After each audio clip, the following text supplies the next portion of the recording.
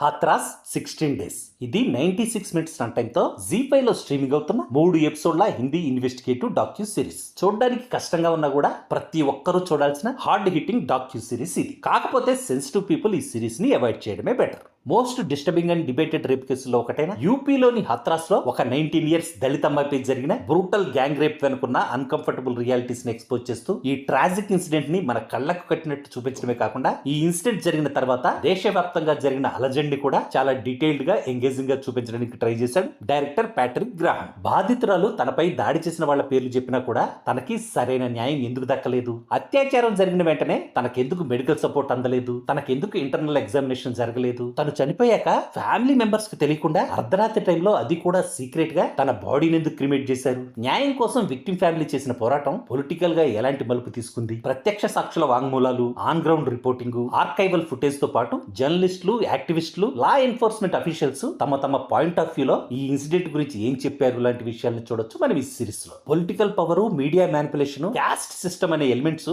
ఈ కేసుని ఎలా రాంగ్ వేలో తీసుకెళ్లాయో, నిజాన్ని ఎలా సప్రెస్ చేశాయో చూశాక నా గుండె బరువెక్కిపోయింది. 2020లోని మీడియా ఫుటేజ్ యూజ్ చేసుకుంటూనే రియల్ లొకేషన్స్ కూడా చూపించిన ఈ సిరీస్ సినిమాటోగ్రఫీ బాగుంది, ఎడిటింగ్ కూడా బాగుంది. వీలున్నప్పుడు ఈ సిరీస్ ని చూడండి, మీ ఒపీనియన్ ని కామెంట్స్ లో చెప్పండి. That's all for now friends, bye.